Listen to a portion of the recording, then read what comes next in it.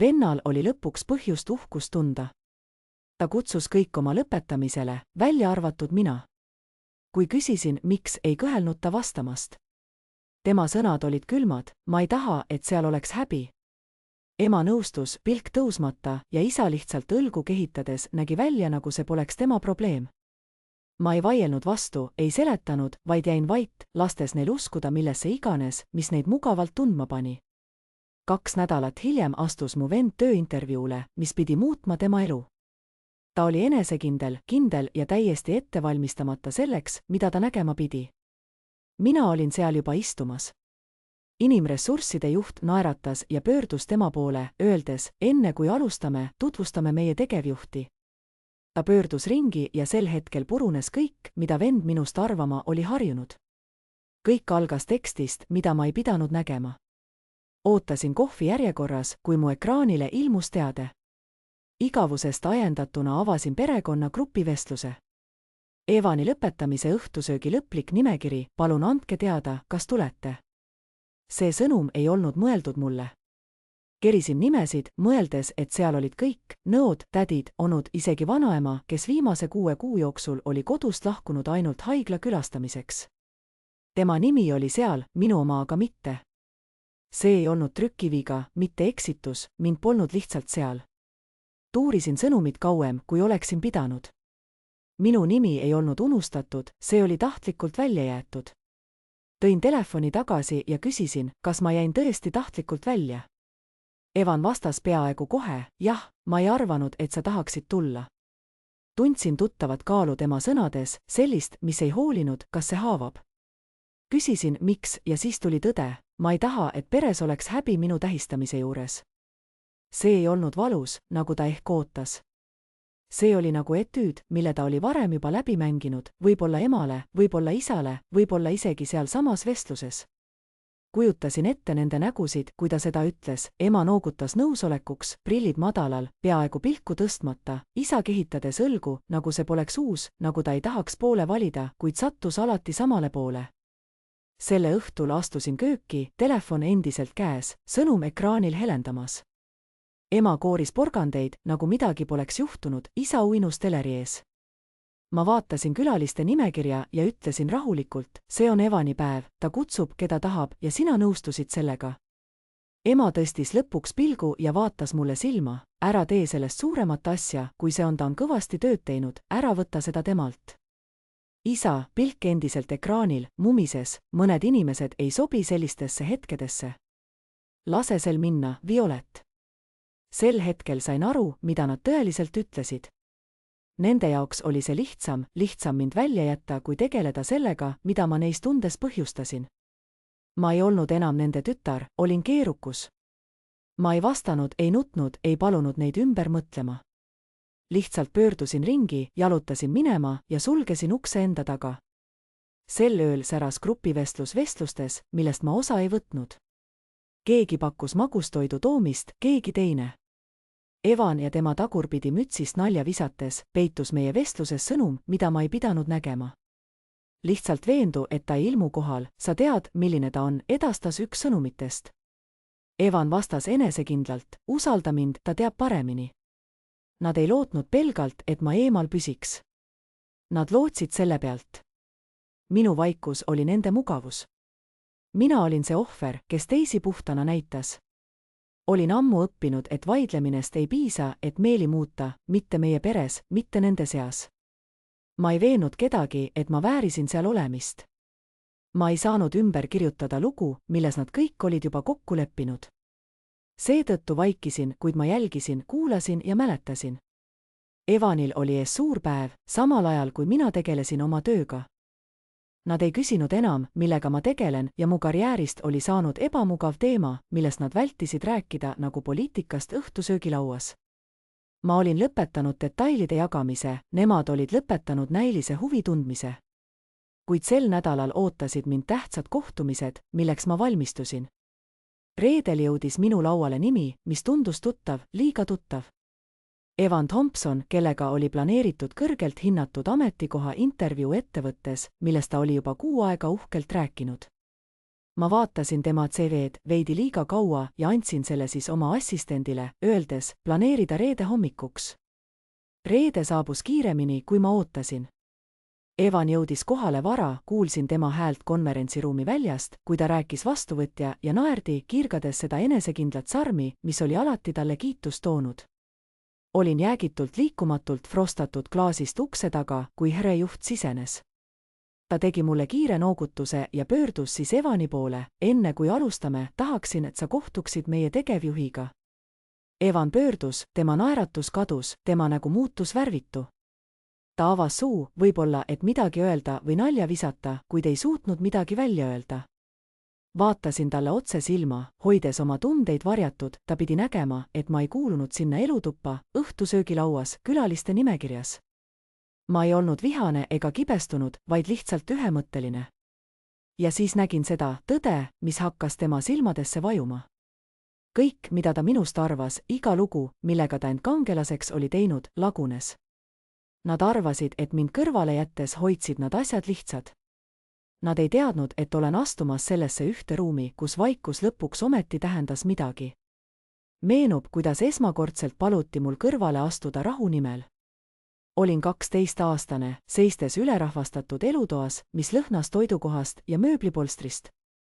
See perekondlik koosviibimine pidi olema soe, kuid tegi mind alati ebamugavaks. Me tähistasime midagi väikest, juubelit, edutamist, see ei olnud eriti oluline. Mu vend oli just joonud oma joogi vaipadele, mitte midagi suurt, vaid piisavalt, et kangas tumedamaks muuta ja kõiki hetkeks pingesse viia. Mu tädi naeris selle üle, mu ema kiirus paberite juurde, mu isa liikus käega nagu ei midagi. Siis keegi vaatas mind, seistes natuke liiga vaikne ja kõrval. Uksest astudes sisse, ütles naine, Violet, kas sa saad liikuda? Sa pigistad teda. Mäletan, et astusin tagasi, mõtlemata, isegi kui ma ei olnud midagi puutunud ja ei olnud lähedal plekile. Hetk möödus märkamatult, öö jätkus. Kõik oli nii pehme ja peaaegu viisakas, see oligi asja point. Keegi ei tõstnud häält, keegi ei olnud julm. Kõik tundus loogiline, kui mitte liiga lähedalt vaadata. Nii see alati algas. Aastate jooksul muutus keel tuttavaks, peaaegu lohutavaks oma ettearvatavuses. Sa oled küpsem, ütles ema, kui mu vend ärritus ja keegi pidi alla andma. Sa saad aru, eks? Lisas isa, olles juba 1,5 vestlusest eemal. Ära tee seda keerulisemaks, kui see peab olema. Nad ütlesid seda naeratades, hääles usaldus, nagu oleksid nad andmas mulle midagi, mitte seda ära võtmas. Olla suurem inimene kõlas nooremana kiitusena, kuid mul läks kaua, et mõista, et see oli lihtsalt teine viis paluda mul kaduda. Iga konfliktil oli lahendus, mis nägi välja alati sarnane. Mina kohandasin end, ootasin ja neelasin alla kõik, mida tundsin, et keegi teine ei peaks end ebamugavalt tundma. Mu vend õppis, et kui ta piisavalt tugevalt surub, siis keegi pehmendab tema kukkumist. Mina õppisin, et kui ma ei teinud müra, jäi tuba rahulikumaks. Me mõlemad saime oma rollide eest tasu, lihtsalt väga erinevatel viisidel. Kui mu vend eksis, oli alati põhjus, ta oli stressis, ta oli surve all, ta ei mõelnud nii. Kui mina ei teinud midagi, oli siiski probleem ja kuidagi kuulus see mulle. Kui tuju muutus, siis oli see seetõttu, et ma olin vale. Kui keegi oli ärritunud, siis oli see, et ma olin imelik. Ma õppisin varakult, et emotsioonid ei vajanud tõestust, vaid suunda ja minu suund oli alati mugav. Keegi ei istunud mind maha ja öelnud, et see on, mis toimub. Peres ei olnud koosolekuid, ei olnud dramaatiliselt välja öeldud tõdesid, lihtsalt vaikne kokkulepe, mis moodustus minu ümber nagu udu, piisavalt paks, et seda tunda, kuid piisavalt õhuke, et ma ei saaks sellele osutada ilma, et mind süüdistataks oma kujutluses. Soosimine ei olnud valju, see oli efektiivne. Nii ma kohandasin end. Ma ei lahkunud perest, ma ei mässanud, ei marssinud välja ega katkestanud kedagi. Ma lihtsalt vähenesin. Ma rääkisin õhtusöökide ajal vähem, jõudsin hiljem ja lahkusin varem. Jagasin vähem detaile, mitte sellepärast, et ma varjaksin, vaid sellepärast, et kedagi ei paistnud huvitavat neid hoida. Ma õppisin, millised teemad teenisid tühje pilke ja millised viisakat ebamugavust ja lõpetasin nende ülestoomise. Ma naeratasin õigel hetkel, naersin, kui pidin ja tegin end kergesti talutavaks. tasud tulid kiiresti, majas oli rahulikum, kui ma rääkisin vähem ja pinge alanes, kui ma ei palunud midagi. Mu vanemad lõdvestusid, olles tänulikud, ilma et kunagi aitäh oleks öelnud. Aja jooksul lakkas mu vaikimine olemas tähele pandud. See muutus baasiks, milleks nad ootasid, ilma et nad isegi taipaksid, et nad ootasid. Lõpuks hakkas mu vaikimine tähendama asju, mida see kunagi ei tähendanud, ta on korras. Emade sõnad kandsid endas rahu, kui keegi küsis, kus ma viibisin. Tema jaoks polnud see oluline, et ma mingit erilist tähelepanu ei vajanud. Isa seevastu armastas rääkida, et olen iseseisev, justkui see oleks iseloomujoon, mitte ellujäämisvõime. Nad rääkisid minust, nagu ma oleksin iseseisev, nagu mu vähesed soovid vabastaks neid vajadusest mind kontrollida.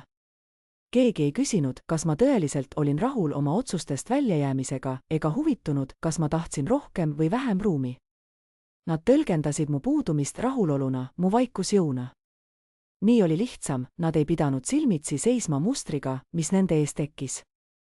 Ma ei olnud enam lihtsalt ohver, vaid mind kustutati õrnalt ja armastavalt, nende täieliku usuga, et see oli parim lahendus kõigile. Kord ühel päeval proovisin ma olukorda muuta. Ma ei mäleta, mis selle käivitaski, kuid tundsin end väsinuna ja sõnad libisesid mu huulte vahelt enne, kui sain neid peatada. See ei olnud dramaatiline, ma ei karjunud, vaid ütlesin lihtsalt eid millelegi, millega oodati, et ma nõustun. Kui mind sundisid selgitama, tuli ruumis kohene vaikus, mis kaalult ületas iga karje. Ema nägu pingestus, isa ohkas, nagu oleksin talle ebamugavust valmistanud. Vend naeris teravalt ja põlgavalt, öeldes, näed, see on see, millest ma räägin. Peagi tulid sildid, mis mind iseloomustasid, tundlik, keeruline, teemasid ebamugavaks muutmine. Vaatasin, kuidas nende õlad lõdvestusid, kui ma lõpuks tagasi oma kohta tõmbusin. Ruum täitus kergenduse õhkkonnaga, niipea kui ma jälle vaikseks jäin. See hetk avas minu silmad, häälekas olemine ei aidanud mitte midagi, vaid tegi asju hoopis halvemaks. Ja see tähendas, et süü jääb alati minu kaela. Täiskasvanueas oli roll juba määratud, mina olin see, kes neelab kokkupõrkeid, et need ei leviks, see, kes kohandub, et teised ei peaks. See oli nii sügavale juurdunud, et isegi mina hakkasin uskuma, et see olin mina, vaikne, madala hooldusvõimega, kerge. Ütlesin endale, et eelistan seda viisi. Ütlesin endale, et see hoidis rahu. Kuid pärast kõike, mis juhtus ja nähes, kui kiiresti nad aktsepteerisid mind versiooni, mis õigustas väljajätmist, hakkasin ma neid hetki selgemate silmadega vaatama. Muster ei olnud enam isoleeritud juhtumite jada, vaid süsteem, mis oli aastaid sujuvalt töötanud. Ma ei olnud lihtsalt ebaõnnestunud, vaid olin kasulik. Ja kasulikkus selles peres mõõdeti sellega, kui vähe ruumi sa võtsid. Nüüd, pärast kõike, olin ma vaikuses, mitte enam küsides endalt, mida ma valesti tegin. Ma ei mänginud vestlusi uuesti läbi, otsides paremat viisi asjade väljendamiseks. Ma märkasin, kui harva keegi oli küsinud, mida ma tahtsin või kes ma olin, või kas mul oli midagi muud vaja. Nad ei teadnud mind mitte tõeliselt. Mitte sellepärast, et ma oleksin salajane, vaid kuna uudishimu polnud kunagi nende kokkuleppe osa. Neil oli versioon minust, mis töötas neile, ja nad jäid selle juurde. Esmakordselt mõistsin, et ma ei pea neile midagi õigustama, selgitama ega looma narratiivi, mis neid mugavamaks teeks. Ma võisin lasta neil uskuda, mida iganes nad soovisid. Oli aeg, mil ma pidin uskuma, et suudan oma vaikust hoida mitte ohvrina, vaid valikuna. Varem arvasin, et vaikimine hoiab rahu. Nüüd aga hakkasin taipama, et see õpetas teistele, kui vähe ruumi mul tõeliselt võtta lubati. Kõik algas häälsõnumist, mida ma ei pidanud kuulma. Olin helistanud emale sel päeval harjumusest, mitte lootusest, ja ta ei vastanud. Nagu oleksin proovinud avada ust, mis juba ammu lukus. Hiljem pärastlõunal helistas ta tagasi, ent signaal kadus just enne, kui ma vastata jõudsin. Hetk hiljem vilgutas mu ekraanil häälsõnumi ikoon. Klõpsasin sellele mõtlemata, oodates lühikest helista tagasi või midagi igavat, mis puudutas tädi Celia viimast põlveoperatsiooni. Küll aga kostis mu ema hääl, pehme ja tuttav, kuid kõige halvemal viisil, justkui rääkides kellegagi teisest maailmast. Violet lihtsalt tõmbus eemale, ütles ta, taustal kostus nõudepesemise helin. Me lõpetasime mõne aja pärast proovimise. See pole isiklik. Siis kuulsin teise häält, mis oli kergem, võib-olla naljakas, see oli mu tädi, kes vastas. Ma arvasin, et te olete lähedased. Ema naeris lühidalt ja mitte tõsiselt. Ta tähendab head, aga ta muudab asjad pingeliseks, tead ju. Nad naersid mitte teravalt ega julmalt, vaid kerge naljaga, nagu arutaksid nad liiklusummikut või naabri valikoer. Seisin oma köögis, käsi telefoni ümber, vaadates täkkilise tööpinda. Ma ei vajutanud pausile, ei mänginud seda uuesti, ei helistanud talle tagasi. Järgnevate päevade jooksul viibisin ma uimasuses, mitte viha, vaid sisemise segaduse seisundis, justkui oleks keegi kallutanud iga mälestuse raamistikku nii, et mitte miski ei tundunud enam sirge. Üks hetk andsid kõik varasemad vestlused uusi subtiitreid. Tundus, et ma ei olnud mitte lihtsalt distantseerunud, vaid olin selle teadlikult valinud. Ma tegin asjad raskeks, mitte midagi ütlemisega, vaid lihtsalt olemasolemisega, mis oli juba liiga palju. Nad ei olnud mind süüdistanud, see oligi selle mängu toimiv osa. Ei olnud dramaatilisi stseene ega teravaid sõnu, vaid väiksed muudatused, kuni lugu muutus ja ma ei olnud enam äratuntav. Ta valis oma tee, kuulsin isalt rääkimas teises kõnes, mille ma ei pidanud kuulma. Olin elutuppa astunud, et võtta kaustik ja tardunud, kui kuulsin oma nime. Me ei tõukanud teda eemale, ütles ta. Ta lihtsalt muutus distantseerunuks, keskendudes oma karjäärile. Siis, nagu järeldusena, ta on alati olnud erinev. Erinev, distantseerunud, mitte vale, mitte halvasti koheldud, lihtsalt kadunud. Mulle tuli meelde, kuidas olin 17-aastane ja vaatasin, kuidas mu vend meie teist autot puruks sõitis, pärast seda, kui ta oli salaja välja hilinud purjus peaga. Teda karistati, aga enne jõule sai ta uue auto. Mulle tuli meelde, kuidas olin 19 ja viibisin hilja väljas sõpradega, saamata mõningaid kõnesid kätte. Kui koju jõudsin, seisis mu ema trepil, pisarates, rääkides kõigile, kes kuulasid, et ma ei hooli sellest perest ja tõukan neid eemale. Muster ei olnud uus, kuid kuuldes seda valjusti, väljastpoolt vaadates, tundus justkui avastaksin, et olin mänginud skripti, mille keegi teine oli minu jaoks kirjutanud. Mu vend ei valetanud, ta hoolitses, öeldes, ma ei tea, mida veel teha, õlgu kehitades ja sügavalt ohkides. Inimesed täitsid ülejäänud, sa oled nii kannatlik, ütlesid nad. Tuleb kindlasti raske olla sellise õega. Oli aeg, mil vanemad ei püüdnud mind korrigeerida, vaid vastupidi, nad toetasid mu iseseisvust. Ta ei vaja meid nagu Evan, selgitas isa, kui keegi näis kahtlevat. Ema lisas pehmelt, sa tead, kuidas ta on, alati intensiivne, alati oma mõtetes. Nad ei rääkinud minust halvasti, nad muutsid mind, pehmendades mu iseloomu, kuni mul enam iseloomu ei jäänud. Aja jooksul hakkasin neid uskuma. Võib-olla olin tõesti liiga palju, võib-olla tõmbusin eemale liiga kiiresti, võib-olla ei pingutanud piisavalt. Vaatasin vanu sõnumeid, lugesin läbi vanad vaidlused, otsides midagi, mis õigustaks nende jutustust. Siis leidsin sõnumi, mis oli peidetud vanas grupivestluses koos oma nõbu Lukasega, mida ma ei olnud aastaid avanud. Mu vend oli kirjutanud, ta läks eelmisel aastal hulluks, kuna keegi ei kutsunud teda isa sünnipäevale, aga me rääkisime sellest ema ees ja ta ei öelnud midagi. Ma ei tea, mida ta tahab. Mu süda püsis hetkeks paigal. Mäletasin seda päeva, seistes tagahoovis, Evan ja mu vanemad rääkisid grillil, naerdes, kes toob mida õhtusöögile järgmisel reedel. Nad ei öelnud seda otse, kuid oli selge, kes tulemas oli. Naeratasin ja tegin näo, et ei märka midagi. Reede tuli ja ma läksin ikkagi, tõin kaasa pudeli veini. Keegi ei küsinud, kuidas mul läheb, keegi ei pakkunud kohta. Seal olid lisakohtadega toole, aga mitte ühtegi minu jaoks. Seisin, taldrik ühes käes, sõin vaikselt. Kui lahkusin vara, ei järginud keegi mind. Ma ei maininud seda kunagi, mitte kordagi, ja nüüd oli see vaikus muutunud tõendiks minu muutlikkusele, irratsionaalsusele, minu osavõtmise keeldumisele. Just sel hetkel sain aru, et mind ei olnud valesti mõistetud, vaid ümber kirjutatud. Nad ei jätnud mind lihtsalt kõrvale, vaid täitsid minu jäetud tühiku minuga, kes nägi neid lahkematena, kannatlikematena, andestavamate. Ja mina? Mina olin keerukus, pinge, koorem. Mõistsin, et see versioon oli kergem, puhtam ja lihtsam. See ei esitanud küsimusi ega hoidnud peegleid. Pikalt vaatasin oma telefoni, pöial vastamise nupu kohal. Koostasime vastust, faktid, ekraanipildid, parandused. Kujutlesin silmitsi seismist, vastupanu, lagunemist ja teadsin täpselt, kuidas see kulgema hakkab. See ei olnud meie mõte, sa mõtled liialt, miks sa jälle seda üles tõstad? Nad ei kuulaks, et meelt muuta, nad kuulasid, et oma uskumusi kinnitada. Seetõttu ei öelnud ma midagi, sest on kummaline jõud valida, et mitte parandada kellegi versiooni endast, lubades neil mugavalt püsida, samal ajal kui sina vaikselt eemaldud. Kuid kui ma seda tõeliselt nägin, ei suutnud ma enam mitte märgata. Nad ei olnud lihtsalt mind välja jätnud, nad olid mind asendanud. Ja nüüd hakkasid inimesed uskuma versiooni, mis polnud isegi minu oma. See kõik algas naerust, mitte julmast, mitte valjust, vaid piisavalt terav, et õhku kallutada.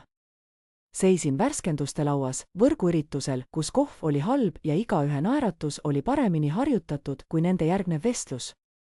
Minu tass oli pooltäis, lahja kohv, pigem žest kui sisu. Peaaegu ei kuulnud Danieli, kes rääkis mingist kaootilisest tänupüha loosest, kui ta järsku seisis naeru keskel. Olime kolmandas rikka peres, kus naljad ja tõde segunesid tihti. Ühel õhtul, kui istusime koos, tegi ta nalja, öeldes, et ma olen tõenäoliselt see tüüp, kes pühade ajal perele selja pöörab. Tema naer kõlas kerge ja muretu, kuid minu naer peegeldas vaid peent viisakust. Siiski tema pilk, mis hetkeks Rachelile suundus, rääkis rohkem kui sõnad. Rachel ei öelnud midagi, ei vaadanud minu poole, vaid noogutas aeglaselt ja ulatas oma joogi järele, justkui ei oleks midagi valesti juhtunud. Õhkruumis jahtus, mitte dramaatiliselt, vaid piisavalt, et ma hiljem seda märkasin. Hiljem samal õhtul, kui riietusin oma mantlisse ja otsisin kadunud laadijat, kuulsin Rachelit telefoni teel vestlemas. Tema hääl oli selge ja muretu. Ei, ta on terane, alati on olnud, lihtsalt intensiivne, tead, pereteemad, ütles ta. Astusin tema juurde ja tema naeratus ilmnes koheselt, sätitud ja automaatne, liiga sujuv, et olla tõeline. Jalutasin koju, südames midagi pingul, mitte hirmu ega viha, vaid äratundmine, tuttav ja pärilik pinge, mida olin varem tundnud suletud uste taga. Nüüd kandsin ma pleiserit ja kontsakingi, kuid see oli siiski sama tunne.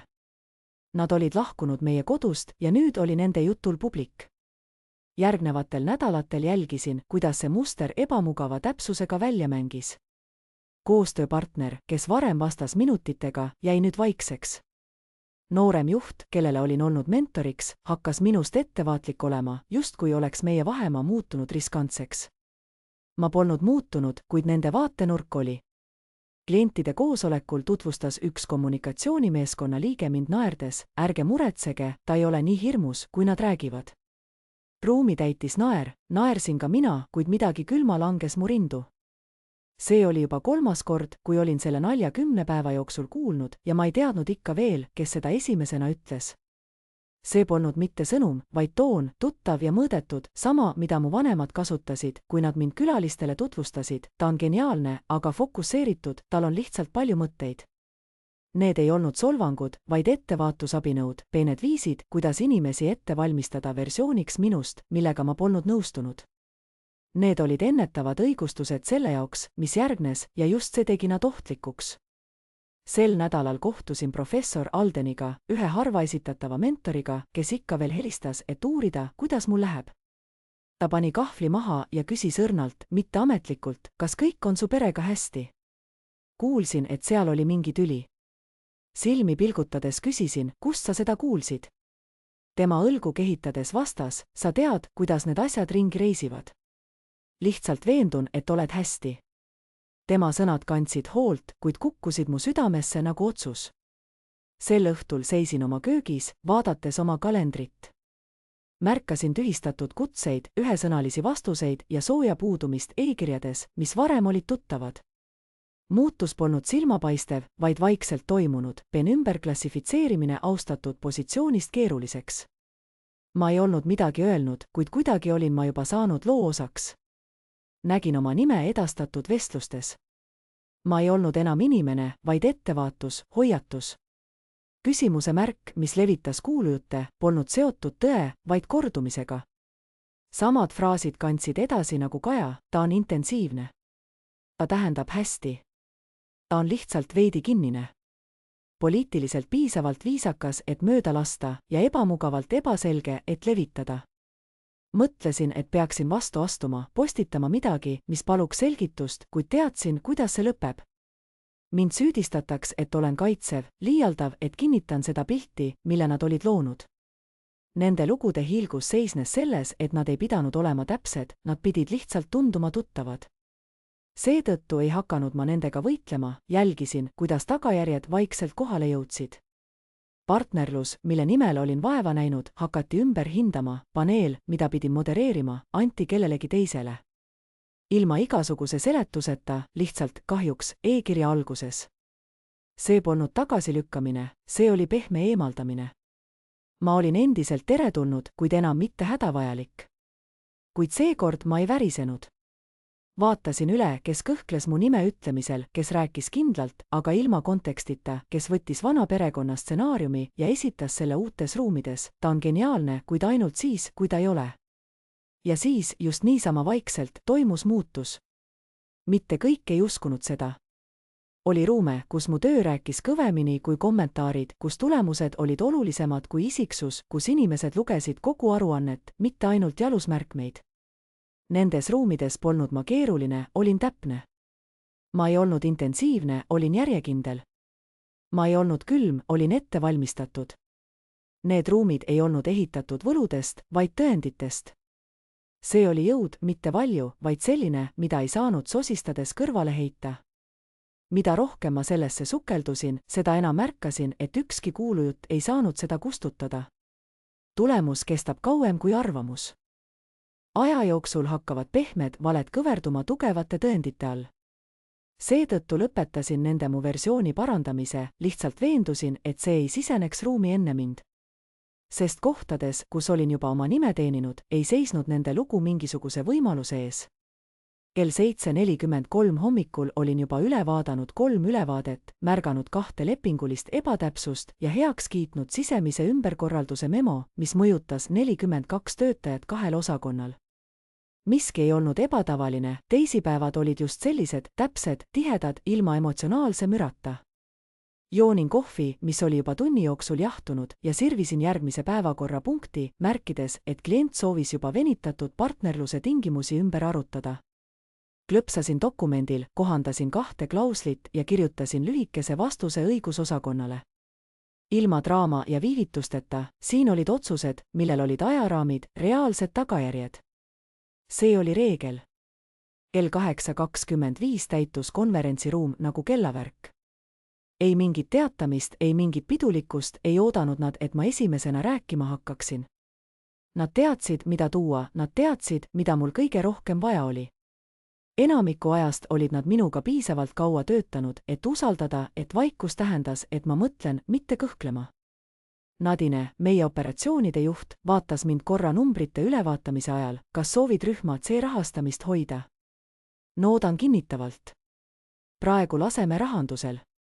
Päeva keskel, kui kell oli juba 10:40, tuli Hreilt ülevaatepakett keskastme edutamise jaoks.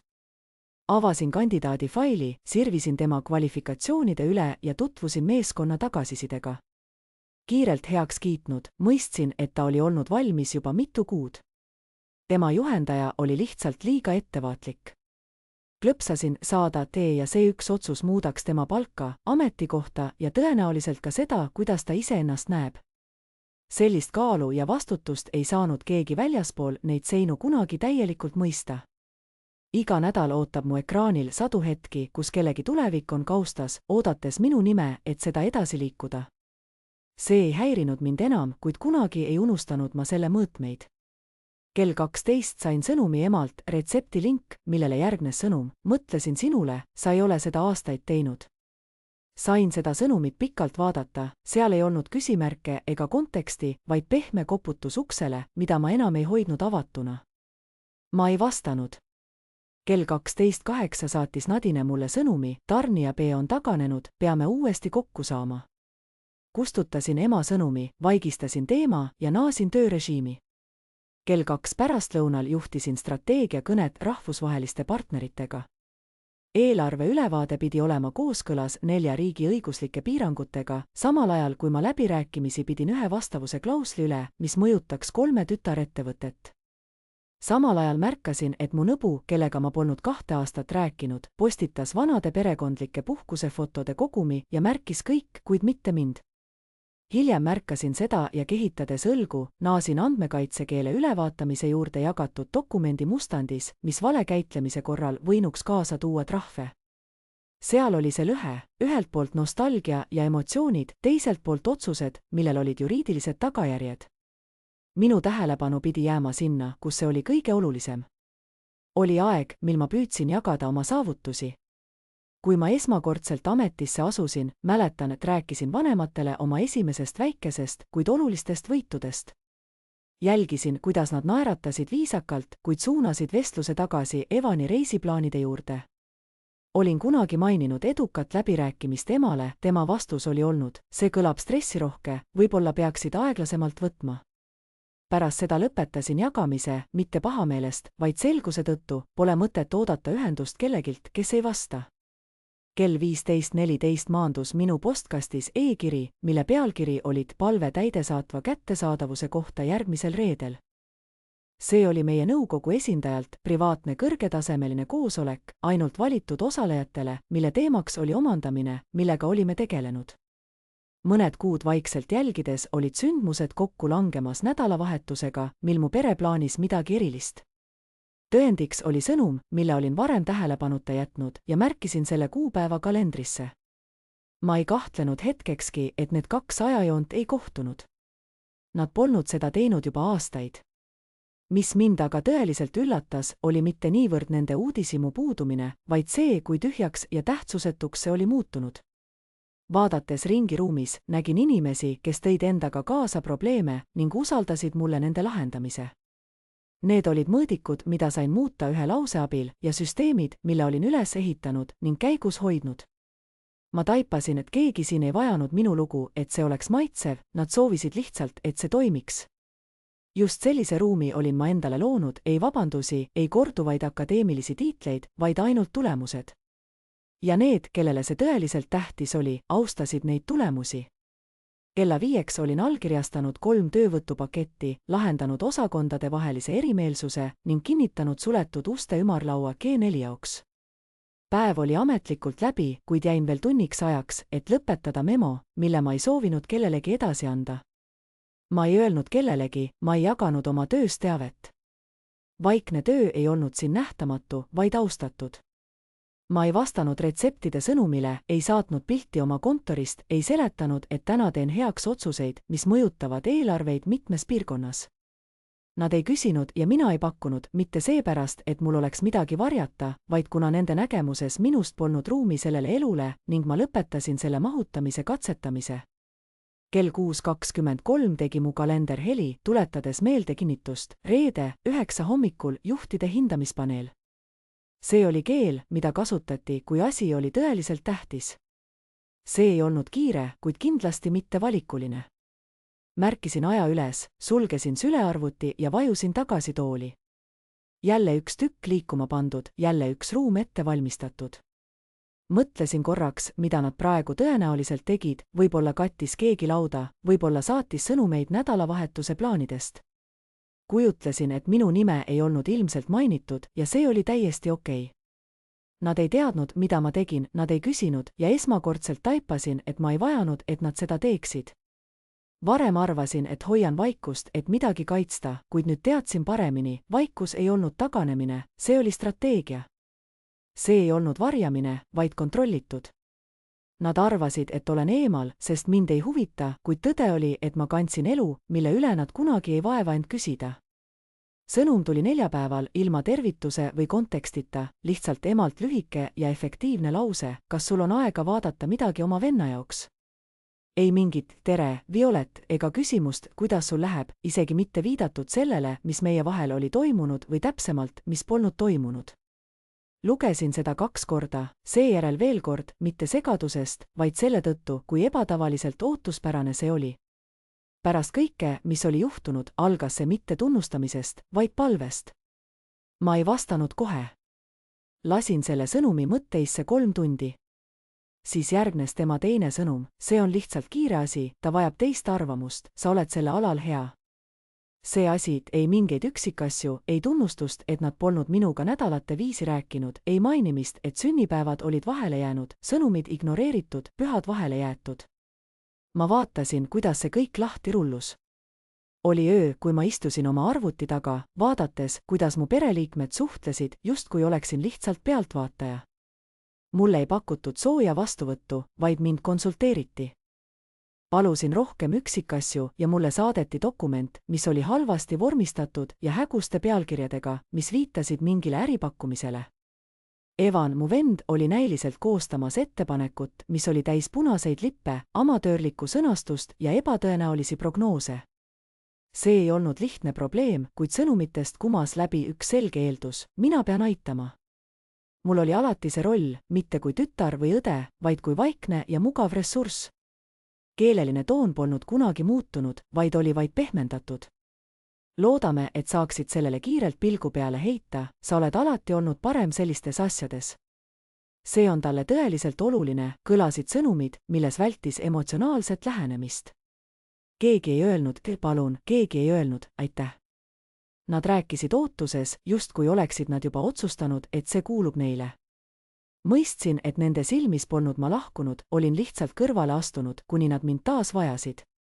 Küsimus polnud sugugi väike. Evan soovis kohta alustava ettevõtte nõustamiskogus, kuid tema esitatud taotlus oleks igasuguse tõsidusega paneeli poolt lihtsalt kõrvale heidetud. Talle oli vaja usaldusväärsust, sära ja ilmselt ka mind, kuid mitte minu kohalolekut, mitte mu häält ruumis, vaid minu panust, mu redigeerimist ja ekspertteadmisi. Keegi ei küsinud, kas mul on aega. Keegi ei tunnustanud, et tähtaeg oli pingeline või et mängus olid suured asjad. Nad raamistasid seda kui teenet, mitte koormana. Mu isa saatis isegi sõnumi: sa oled selliste dokumentide tegemisel tõeliselt hea, see tähendaks su vennale palju. Seejärel järgnes paus ja siis uus sõnum: see on vaid üks asi. Loomulikult ei olnud kunagi ainult üks asi. Olin näinud seda mustrit enne, nad ei vajanud mind, nad vajasid seda, mida ma oskasin teha. Mis mind üllatas, ei olnud palve, vaid kõikide varasemate hetkede täielik ja vaevatu kustutamine. Ei olnud leppimist, ei olnud eneserefleksiooni, vaid lihtsalt kerge naasmine dünaamikasse, kus ma vaikselt asju parandasid, neid ilusaks muutis ja enda kohaloleku ära kaotasin. Kuid kui nägin Evanit dokumendi mustandis, toimus minus muutus. Meenutasin lõpetamise nimekirja, sosinaid suletud uste taga, seda versiooni minust, mida nad levitasid, keeruline, pingeline, raske. Ja nüüd paluti mul muuta see versioon ebaoluliseks, kuid ainult varakult. Nad ei soovinud minuga nähtav olla, nad soovisid lihtsalt minust kasu saada. Ma ei öelnud ei, mitte otse. Vastasin, et võin sellele pilgu peale heita, kuid vajan selgust ulatusest ja ajakavadest. Reaktsioon oli kohene.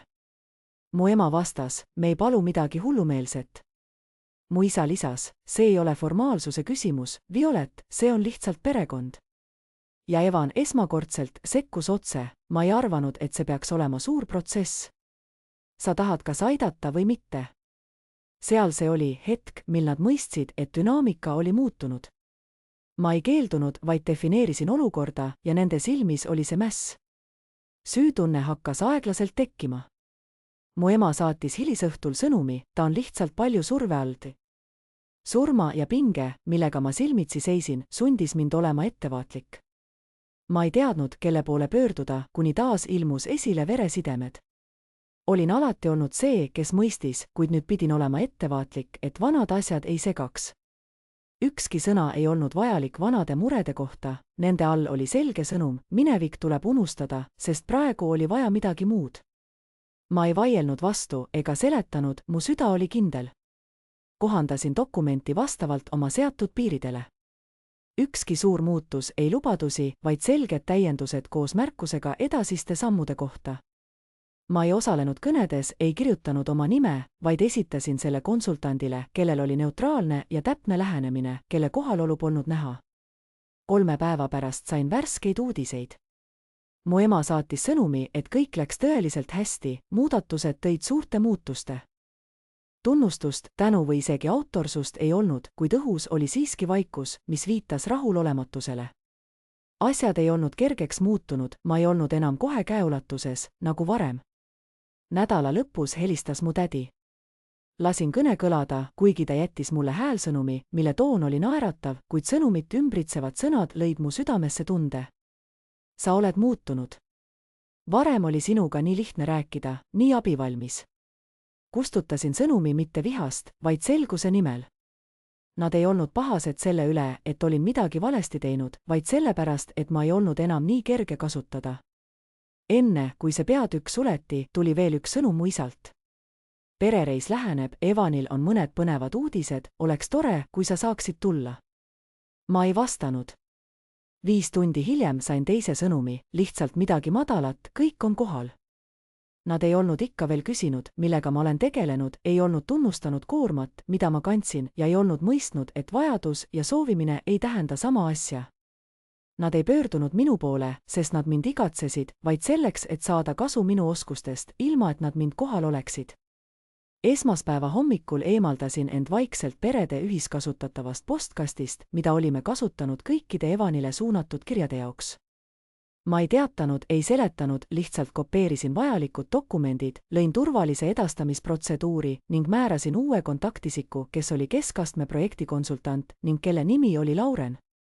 Ta oli võimekas, neutraalne ja ei teadnud meie perekonnanime ümbritsevatest emotsionaalsetest miinustest. Briefisin teda korra, märkisin tähtajad ja astusin siis tagasi. See oli nii väike liikumine, et keegi ei pannud seda kohe tähele. Pole segadust, pole katkenud suhtlemisahelat, lihtsalt teabe ja autoriteedi pehme ümberkontrollimine. 48 tunni jooksul liikus ettepanek ametlikesse kanalitesse, enam puudusid tekstisõnumid ja viimase hetke dokumendid. Nüüd ei olnud enam, kas sa saaksid kiiresti vaadata, sõnumeid, mis öösel mu telefoni lipsasid. Väliselt nägi kõik sama välja, kuid sisemiselt oli raskuskese nihkunud. Kolmapäevaks oli naaberosakonnast kaasatud kõrgem poliitikaanalüütik. Ma ei nimetanud nimesid, ei tõstnud skandaali, jagasin lihtsalt vajalikku teavet. Olime jõudnud hetke, mil kõik hakkas muutuma. Uuendatud projekt, millega olin vaeva näinud, oli saatnud diskreetse professionaalse märkuse, mis käsitles meie arutatud rahastamismudelit.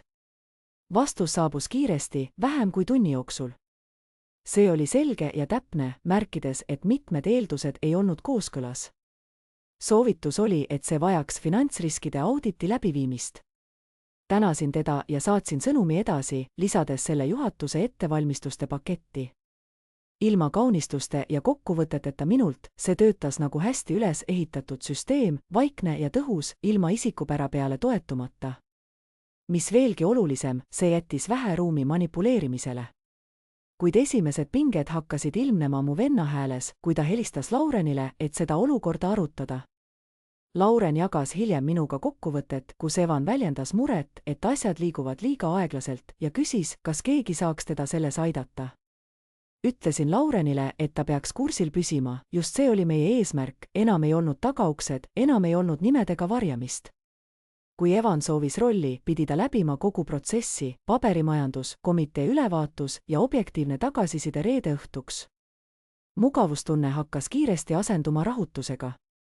Mu ema saatis sõnumi, uurides, kas oleks võimalik asju kiiremini edendada, millele järgnes mõte, et kõik näib muutuvat pisut jäigaks. Vastasin talle lühidalt, protsess järgib nõutud etappe. Ilma naerunäo ja pehmendusteta. Ma ei olnud külm, ma olin lihtsalt selge. Miski, mida nad ei mõistnud või ei soovinud näha, oli see, et ma ei hoidnud abistamisest tagasi, vaid eemaldasin end olukorrast. Ma ei takistanud Evani edusamme, vaid keeldusin tema eest seda koormat kandmast. Esimest korda ilmselt aastate jooksul pidi Evan oma ideid selgitama oma sõnadega, mitte minu lihvitud väljenditega. Ta pidi viibima ruumides, kus minu vaikus ei kaitsnud enam tema esinemist. Ma ei kaitsnud teda kriitika eest, ei valmistanud tema vastuseid ette ega silunud teravaid nurki varjatult. Ja ma ei öelnud sellest sõnagi. Lasin uuel struktuuril rääkida enda eest. Ebamugavus muutus peeneks süüdistuseks. Mu isa helistas ja jättis sõnumi, lihtsalt huvitav, kas sa ikka oled asjaga seotud. See tundus olema muutumas, erinev, mis tähendas aeglasemat, mõõdetud ja dokumenteeritud professionaalsust. Mu ema saatis järgmist sõnumit, et Evan ütles, et komitee küsib küsimusi, millele ta ei tunne end valmis. Vastasin, et ta võib küsida Laurenilt ettevalmistava istungi korraldamist. Vastus tuli kiiresti, aga see oli ju varem lihtsam, kui sina selle asjaga tegelesid. Järgmise pühapäeva õhtusöök oli lihtne, nagu nad ütlesid. Saabusin õigel ajal ja jäin vaikseks. Minu kohalolek oli oodatud, kuid mitte tingimata teretulnud. Evan vaatas mind 2 korda, kuid ei öelnud midagi. Mu ema küsis ilma kohta, mu isa tõi üles ühe dokumentaalfilmi, kuid keegi ei maininud protsessi muutumist. Ometi oli pingetunne laua keskpunktis, nagu varjatud kohalolek, mis täitis õhku. Küsimus, mida Evan lõpuks küsis, oli vältimatu. Kas sa ei ole enam üldse seotud?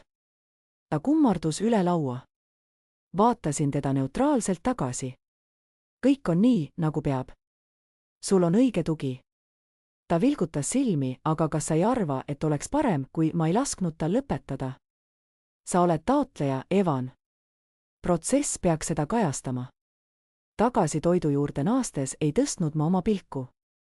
Oli vaikne hetk, mis ei kuulunud mulle. Mõni päev hiljem edastas Lauren mulle sõnumi, mille oli saatnud nõuandegrupi ülevaate koordinaator. Evan oli jätnud täiendavate dokumentide esitamise tähtaja mööda. Vastus oli kindel, kuid õiglane, me ei saa edasi liikuda ilma nende materjalideta. Mina ei sekkunud, ei püüdnud kedagi päästa. Selle asemel vaatasin, kuidas sama pinge, millega mind alati seostati, hakkas tasapisi nende endi õlgadele kogunema. Puuduvad e-kirjad, ebaselged juhised, viibivad vastused, protsess ei ebaõnnestunud, see toimis lihtsalt ilma mu kohalolekuta. Minu ema saatis uuesti sõnumi, kas midagi on valesti. Asjad tunduvad kummalised. Vastasin, et kõik liigub vastavalt poliitikale. Ma ei läinud detailidesse, ei püüdnud rahustada, suunasin oma vastuse mujale. Sel nädalal soovis isa minuga kiiresti rääkida. Vestlus algas tavalise juttuga, seejärel liikus Evani frustratsioonide ümber ja jõudis lõpuks tõelise küsimuseni, miks sa ei aita rohkem? Vaatasin talle otsa enesekehtestavalt, ma aitan. Olen seadnud süsteemid paika ja taganud, et tal on tugi. Ma suunan kõik nii, et see ei sõltuks minust isiklikult. Isa kortsutas kulmu. Aga sa olid kunagi kergem. Ma ei olnud ebaviisakas, kuid tema sõnad jäid õhku rippuma. Ta ei vastanud. Järgmised päevad olid vaiksemad, kuid mitte rahu mõttes, vaid surve all, mis kogunes aeglaselt, mõõdetuna väikeste tagajärgedega, küsimustega, millele Evan vastata ei osanud, tähtaegadega, mida ta pidi haldama, otsustega, mida ei saanud edasi lükata. Ei olnud ühtki kelmi, lihtsalt lühikeste teede puudumine ja esmakordselt tundsin, et selle puudumine omab kaalu. Nädala lõpuks oli korraldatud ametlik ülevaatus, dokumente oli juba esitatud ja hindamiskriteeriumid lukustatud. Mind ei olnud kalendris, kuid mu jäljed olid kõikjal.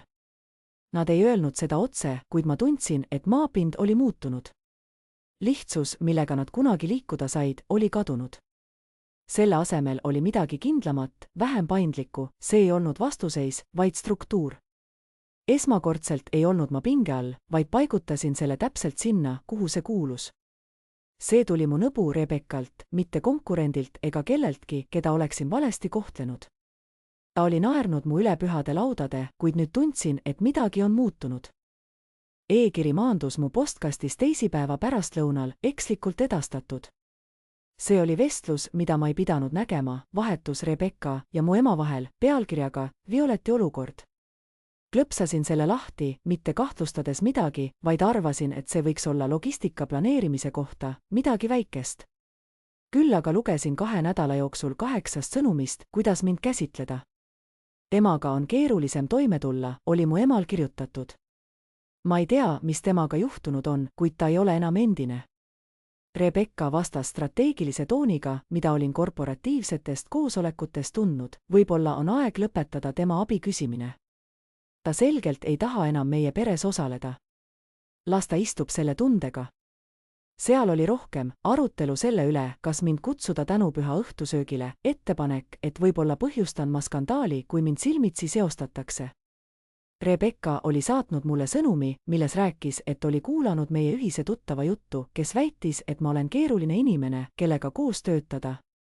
See seletaks paljusid asju, mõtlesin ma istusin oma kontoritoolis, naha krigisedes ja lugesin iga sõna hoolikalt, seejärel taas.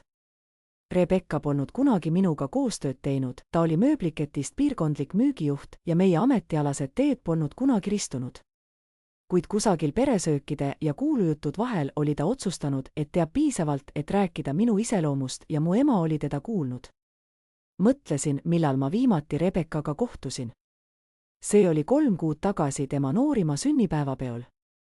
Olin toonud kingituse, viibinud seal tunni, naeratanud, kui mind selleks kutsuti ja lahkunud ilma igasuguste intsidentideta. Ukseni saatmisel oli ta mind embanud ja öelnud, et peaksime rohkem kokku saama. Nüüd mõistsin, mida ta selle all silmas pidas. Pettumus ei olnud terav, vaid aeglane, justkui vaataksite silmitsi silda, millest olite arvanud, et see on kindel, kuid mille lagunemine ilmnes üksikute plankude kaupa. Olin harjunud, et mu lähedased pereliikmed ei mõista mind, kuid Rebecca oli alati olnud perifeerias, keegi, kelle eksistents oli justkui väljaspool nende jutustatavat lugu. Selgus, et ta oli toeks olnud, kes oli kogu aeg oma ridu harjutanud. Ma ei vastanud e-kirjale, ei edastanud seda kellelegi, ei teinud ekraanipilti, et seda jagada. Lihtsalt sulgesin selle, arhiveerisin kausta, mille olin nimetanud tõenditeks ning läksin tagasi tööle.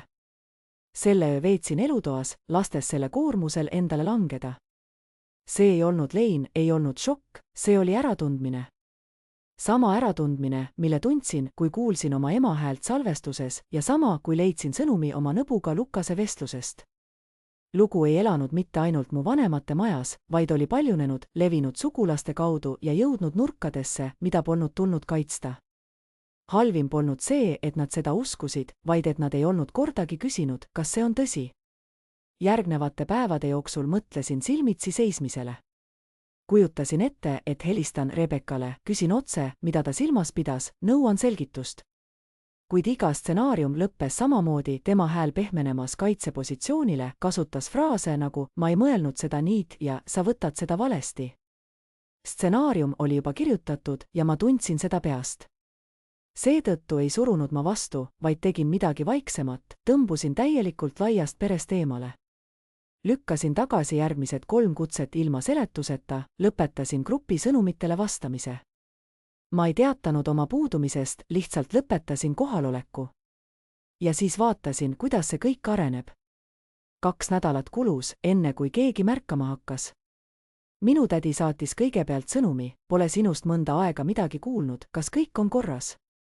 Vastasin midagi viisakat ja ebamugavat, kuid ta ei järgnenud. Siis tuli Rebecca sõnumiga, tere, võõras. Igatsen sind nende asjade juures, loodan, et sul läheb hästi. Ma ei vastanud üldse. Kuu ajaga oli lugu taas muutunud. Ma polnud enam lihtsalt kaugenev, vaid olin külm ja kättesaamatu, karistades peret millegi eest, mida keegi ei suutnud nimetada. Ja lasin neil uskuda, et tõde oli see, et ma ei karistanud kedagi, olin lihtsalt lõpetanud. Rebecca ei olnud kunagi vabandanud. Tõenäoliselt ei arvanud ta, et tal oleks midagi vabandada. Tema lugu, nagu ta seda nägi, oli kindlasti teistsugune. Kuid minu versioonis oli just tema viimane tõend, et reetmine ei tulnud võõrastelt, vaid seestpoolt. Need, keda olin kõige kauem usaldanud, olid need, kes olid mind kõige rohkem ümber kirjutanud. Ainuke viis, kuidas lõpetada nende loos olemine, oli lõpetada nende publik olemine. Peaaegu jäin märkamatuks. Kommenteeritud lause ootas mind dokumendi lõpus, mille kallal olin töötanud juba mitu päeva, varjatud jälgitud muudatuste ja viisakate ettepanekute alla, mis pehmendasid kõike nii, et see tähendas lõpuks mitte midagi. Keskendusin struktuurile, tähtaegadele ja sellistele muudatustele, mis hoidsid projekti liikumas ilma tähelepanu tõmbamata. Siis üks lause peatas mind, see osa eeldab kavatsust ilma tõenditeta. Soovitan muuta, et peegeldaks ainult vaadeldavaid tegevusi. See polnud dramaatiline. See polnud isiklik. See ei maininud kedagi nimeliselt. See oli lihtsalt täpne. Ja dokumendis, mis oli täis ettevaatlikku pehmendamist, tundus see täpsus peaaegu vastupanuna. Nimi, mis sellele kommentaarile oli lisatud, kuulus Claire Wintersile. Tundsin teda vaid kaugelt, poliitikaanalüüs, teise osakonna liige, tuntud oma täpsuse poolest ilma tähelepanu tõmbamata. Olime kohtunud koosolekutel ja vahetanud aastate jooksul paar e-kirja. Ta oli pädev ja märkamatult kohal, tegi head tööd, kuid ei paistnud huvitavat kohalolekust. Sain tema kommentaari peale kauem vahtida, kui olin plaaninud, mitte seepärast, et ei oleks nõus, vaid sellepärast, et see lõi läbi midagi, millega olin harjunud, alateadlikud vihjed, toon, peen surve sõnastada asju nii, et keegi ei tunneks end ebamugavalt. Claire ei teinud nii. Ta ei hellitanud tõde. Ta lihtsalt nimetas selle. Hiljem õhtul, kui suundusin koosolekule, aeglustasin oma sammu tema büroo ees. Uks oli lahti, ta istus oma laua taga, varrukad üles keeratud, skaneerides arvutustabelit sellise keskendumisega, et isegi enne katkestusi tundus, et need oleksid ebaviisakad. Kõhklevalt võtsin sõna, sinu märge jaotises 4. Kas sa mõtlesid seda tõeliselt või viitasid millegile muule? Ta vaatas üles ilma üllatuseta, nagu oleks ta arvestanud, et kommentaar ei jää tähelepanuta, kuid ei oodanud ka tänu. Mõtlesin seda tõeliselt, ütles ta. Keeleline väljendus määrab motiivi, kus meil on vaid käitumine. Kui see läheb ülevaatamiseks, saab see probleemiks. Ilma pehmendusteta, lihtsalt tõde. Aitäh, ütlesin. Ta noogutas korra ja pöördus tagasi ekraani poole. Jalutasin minema kummalise kerguse tundega. Ta ei küsinud konteksti, ei üritanud mind lugeda, ei pakkunud toetust ega uudishimu. Ta kohtles asja sellisena, nagu see oli, täpsuse probleemina. Inimese jaoks, kes oli veetnud aastaid tõlgendatuna, tundus see neutraalsus peaaegu desorienteeriv. Tagasi oma laua taga avasin dokumendi uuesti. Veel üks kommentaar oli ilmunud, samuti Claire'ilt, vältigem motiveerimise määramist, jäägemdi. Sel õhtul, kui kontorisse langes vaikus, märkasin, et tühi ruum hakkas rahunema. E-kirjad muutusid harvemaks ja hoone täitus vaikselt selle rahuliku humaga, mis järgneb tööpäeva lõppemisele. Avades dokumenti, lugesin uuesti läbi kommentaarid, mis ei olnud üldse minust, kuid just see tegi need veelgi olulisemaks. Üks kommentaar, mis oli jäänud mulle silma, oli kirjutatud Claire'i käe läbi, see ei olnud lihtsalt toimetamine, vaid põhimõte, piir, mida ta ei olnud nõus ületama, hoolimata sellest, kelle nimi oli kaanel. Otsustasin saata talle eraviisilise sõnumi, aitäh märkuste eest 3. osas, need tegid tõeliselt vahet. Vastus tuli kiiresti, rõõm olla abiks. Õige asja tegemine on alati lihtsam. Tema sõnumis ei olnud soojust, ei olnud selgitusi, vaid lihtsalt fakt, mis oli rohkem piir kui lohutus. Järgmisel hommikul jõudsin tööle varakult, nautides hoone rahu enne, kui see täitub. Hallid tundusid ausad, kui dokument laadis, märkasin veel ühte nime kommentaarides, Malik Hassan, compliance. Tema märkused olid samasugused, see sõnastus viitab põhjuslikkusele, kus on vaid korrelatsioon. Soovitan redigeerida. Tõusin toolilt ja hingasin sügavalt välja. 2 kommentaari, 2 inimest, kumbki ei olnud oma panust kujundanud kui abi, kumbki ei küsinud luba. Nad olid lihtsalt keeldunud laskmast eeldustel tõena läbi minna. See polnud liikumine, see polnud isegi vestlus, kuid esmakordselt pärast pikki, kuid tundsin, et maa all minu jalgade all on stabiilne. Järgnevate päevade jooksul muutus koostöö peaaegu märkamatult, keel tihenes, väited teravnesid.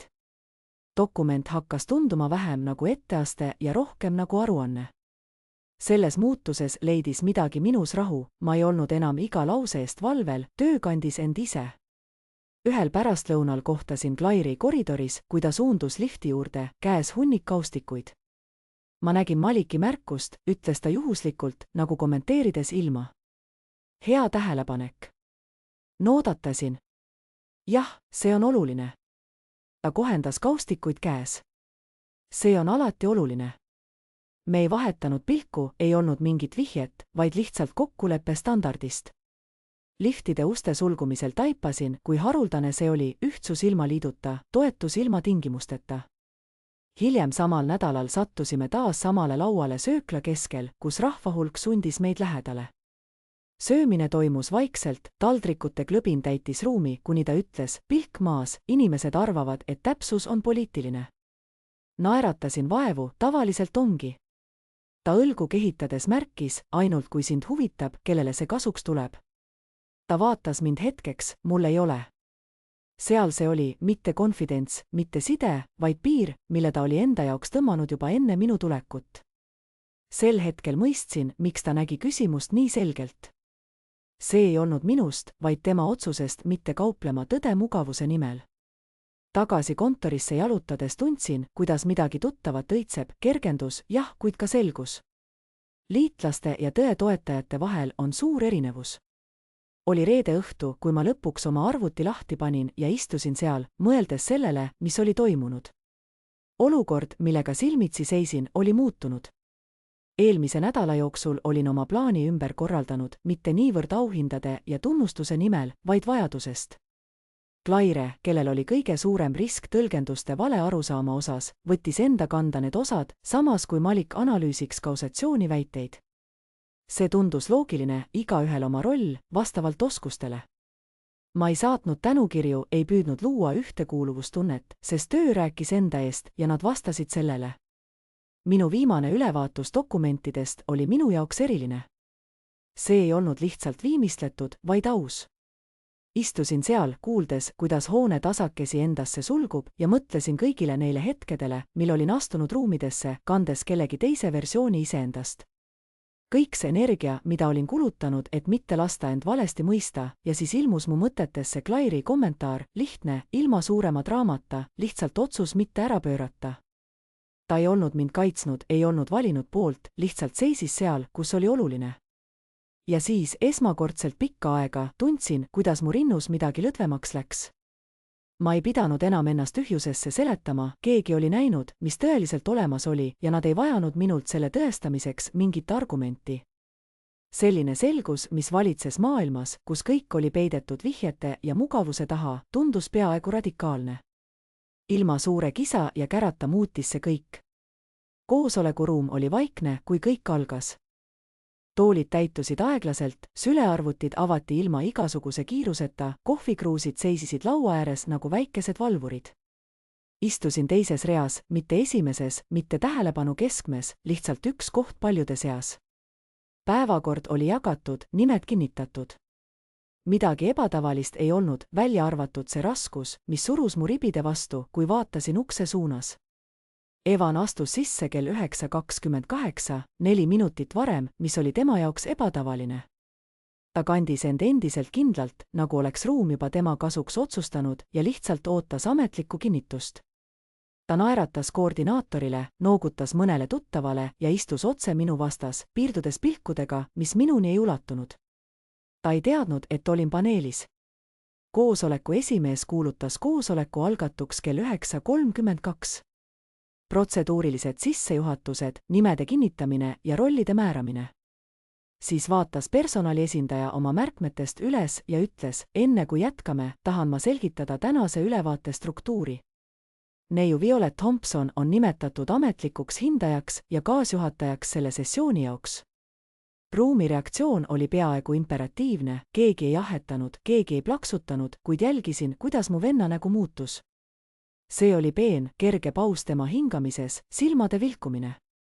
Tema naeratus, mis oli ruumi toonud, ei kadunud, kuid see muutus õhemaks, nagu oleks ta äkitselt teadlikuks saanud millestki, mida ta polnud arvesse võtnud.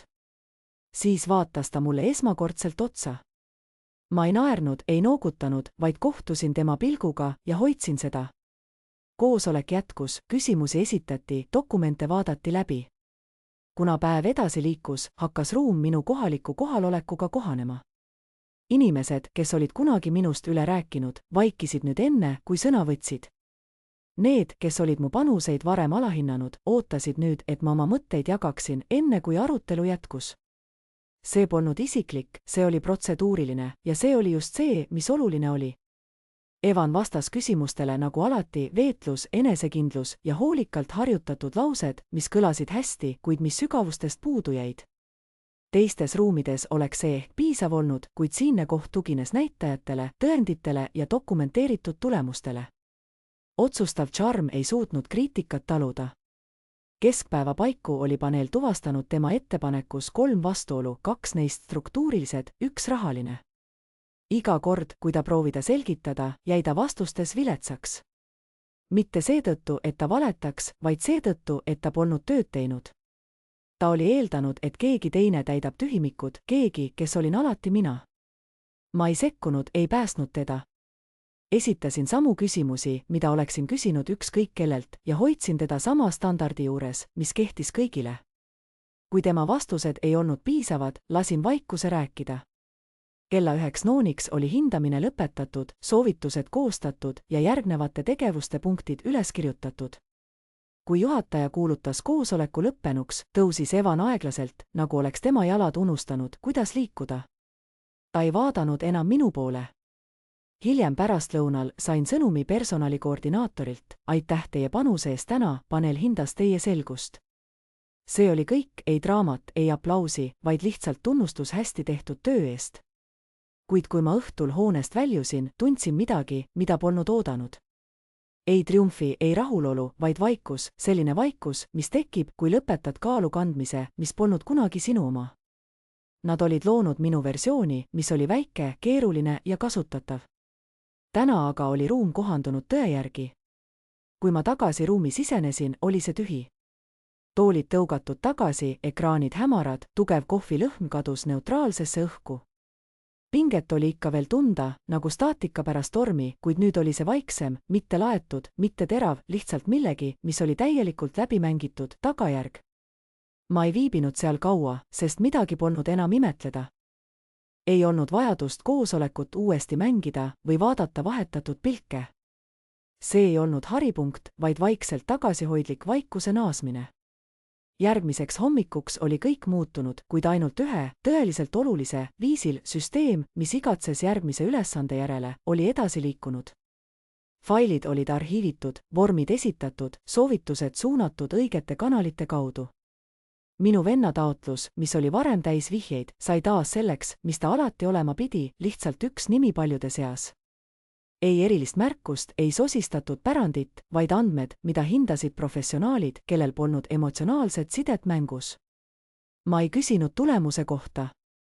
Ei olnud vaja jälgida, ei olnud see kunagi eesmärk. Eesmärk oli pidada joont. Esimene kõne kodust tuli sama päeva pärastlõunal.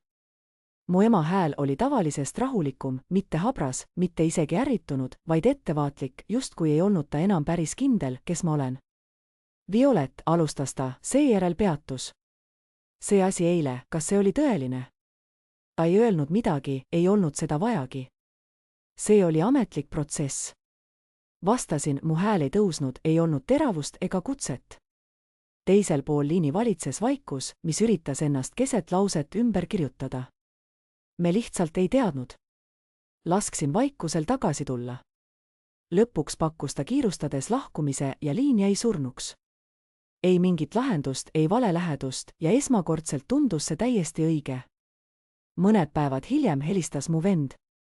Tema enesekindlus oli kadunud, mitte asendatud alandlikkusega, vaid mingi toore segadusega, nagu oleks lugu, milles ta ootas osalemist, ümber kirjutatud ilma tema panuseta.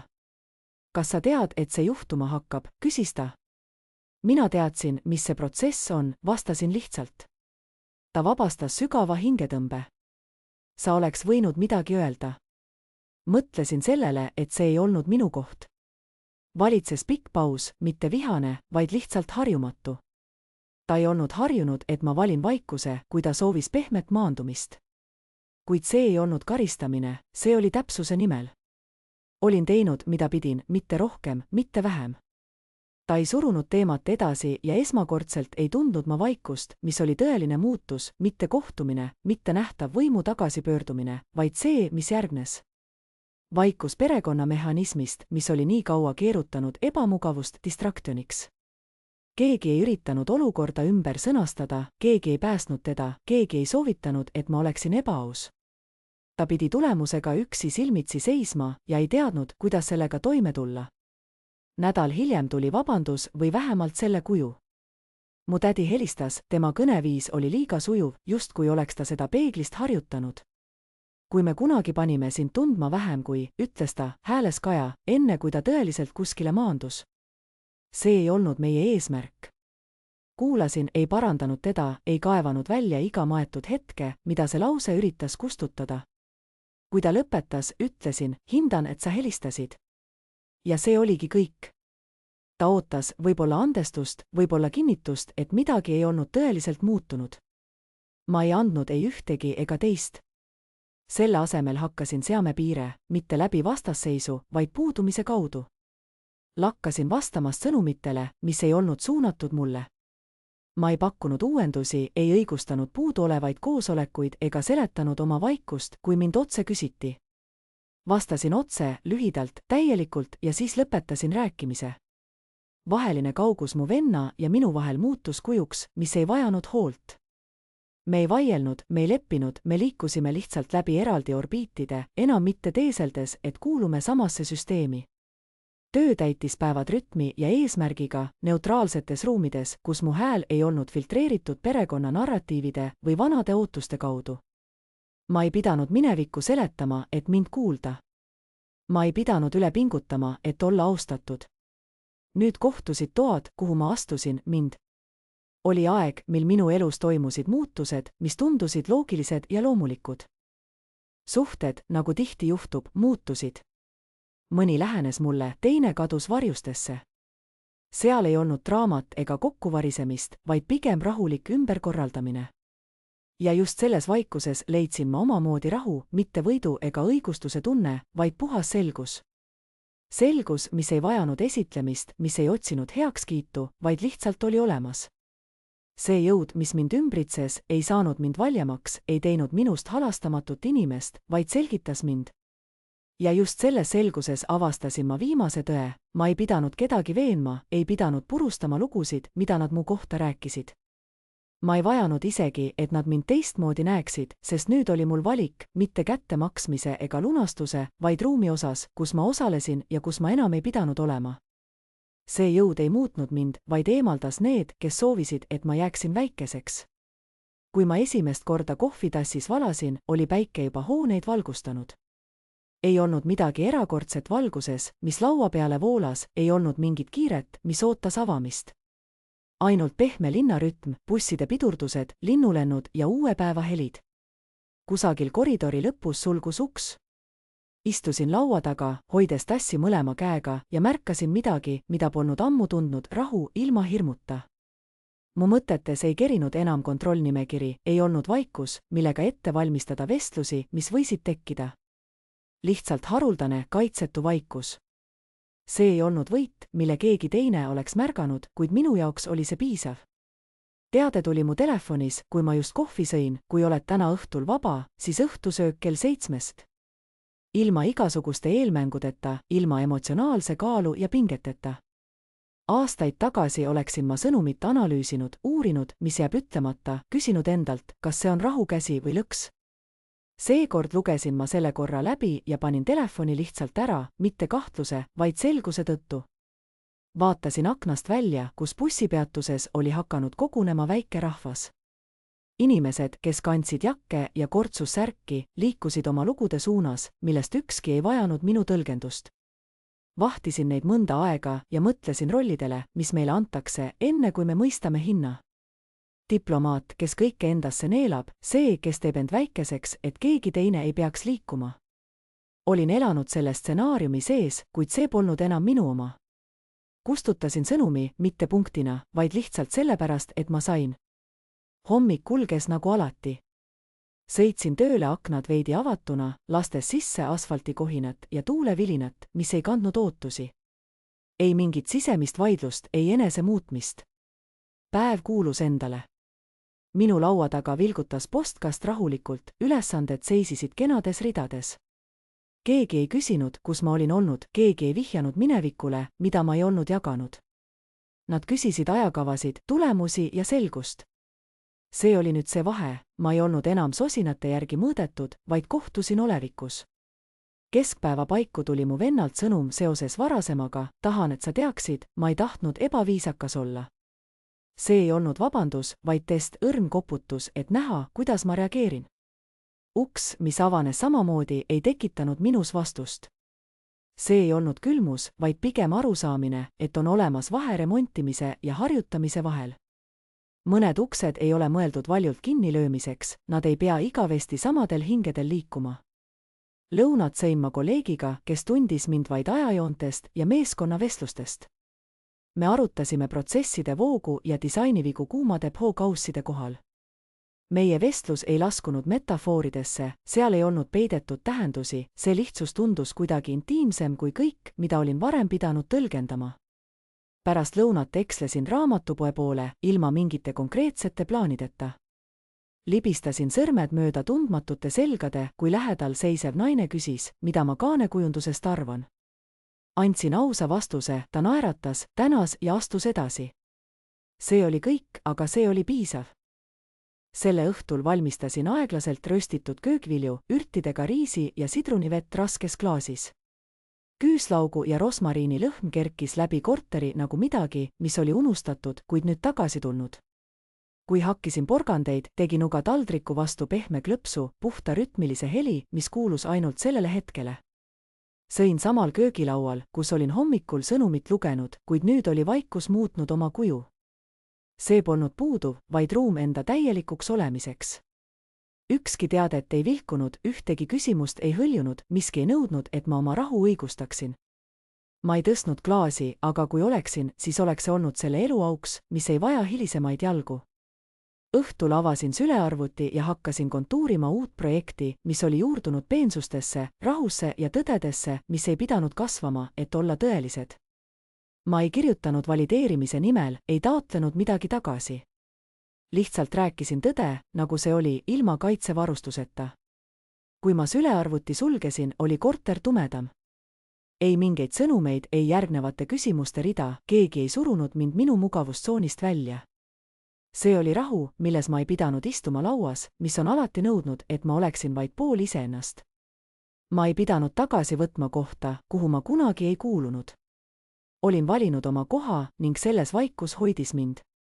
Kui oled kunagi pidanud end väikeseks tegema, et ruumis püsida, või sind on kunagi palutud kanda vaikust, et teised tunneksid end mugavalt, siis võib-olla mõistad. Ütle mulle, kas läheksid tagasi sellele lauale või ehitaksid oma. Ja kui see vaikne jõud kõnetab sind, jää siia, ees on veel palju.